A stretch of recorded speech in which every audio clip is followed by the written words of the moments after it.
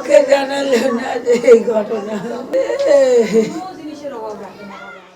ছেলের বউ আর নাতিকে হারিয়ে দিশেহারা শাশুড়ি অর্চনা ঘোষ, পরিবারটিতে শোকের মাতম।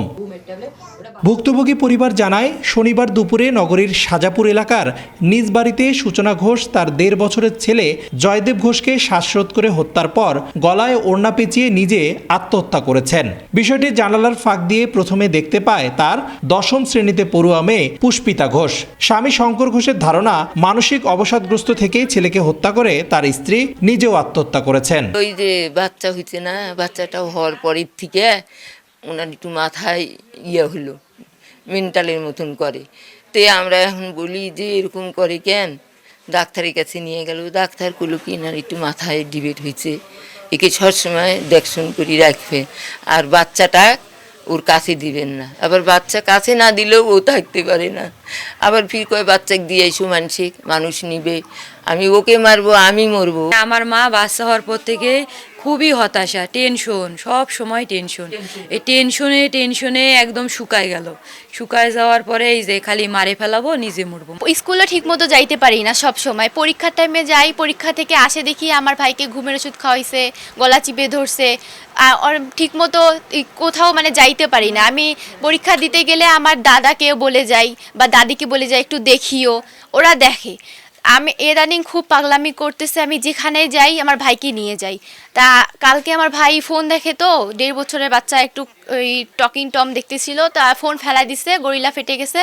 আর মা এখন বলতেছে যে যা ফোনের গরিলাটা পাল্টায় নিয়ে। তা আমি এখন বললাম যে না, আমি ভাইকে নিয়ে যাই সাথে, কারণ তুমি তো কিছু করে ফেলো, যেখানে যাই তো নিয়ে যাই ইদানিং। মা ভালো ব্যবহার করলো, কালকে কোনো পাগলামি করে না। মা বলতেছে যে না, আমি তো ওর ভাইকে কিছু করব না, তুমি যাও, যাইতে আর আসতে কতক্ষণ টাইম লাগবে। আমি কেন ওই ধরনের কাজটা করলাম, আমি কেন ওই বাচ্চাটাকে নিলাম, এই বাচ্চা কি একদিনে মানুষ হবে, তুমি অসুস্থ, কীভাবে কি করবো না। কিন্তু তাকে এত বোঝানোর পরে সে কথাটা বোঝে নাই। তার ওই ঘড়ি ফিল্ডে এক কথা যে তুমি যদি একে না দাও তাহলে একে আমি মারি ফেলাবো, একে দিয়ে দাও কাউকে, এই বাচ্চাকে কাউকে দিয়ে দাও, শুধু এই কথা বলতো। উনি মাঝে মাঝেই গলায় দড়ি দিতে চায়, বাচ্চাকে মেরে ফেলে নাকি, ঘুমের ওষুধ খাওয়া। তো যত এলাকাবাসী আছে সবাই, মানে আমরা হিন্দু মুসলমান কিন্তু মানে একসঙ্গে খুব মিলেমিশেই থাকি। তো সবাই এসে আটকায়, বুঝায়, ওনার শাশুড়ি ননদ যা সবাই বুঝায়। আর উনি মানে কোনো কাজকর্ম করেন, ওনার ছোটো মেয়েটাই সমস্ত কিছু করে। তো এরকম এর আগেও গলা টিপি ধরছে, ফাঁসিতে দিতে গেছে, মানুষ আটকাইছে। মরদেহ উদ্ধার করে ময়নাতদন্তের জন্য রংপুর মেডিকেল কলেজ হাসপাতালে পাঠানো হয়েছে। পারিবারিক কলহ থেকে নাকি মানসিক অসুস্থতার কারণে এ ঘটনা, তা তদন্তের পর জানা যাবে বলছে পুলিশ। এই বিষয়ে আমরা একটি অপমৃত্যু মামলা করেছি এবং মৃতদেহ দুটিকেই আমরা সুয়াতাল শেষ করে মেডিকেলে প্রেরণ করেছি ময়নাতদন্তের জন্য। এই বিষয়ে আমাদের তদন্ত অব্যাহত। তাদের পরিবার থেকে যেটা আমার জানা হয়েছে যে সূচনা ঘোষ উনি মানসিকভাবে ভারসাম্যহীন ছিলেন এবং সেসব কাগজপত্র আমাদের দিয়েছেন, আমরা এই কাগজপত্র পর্যালোচনা করছি।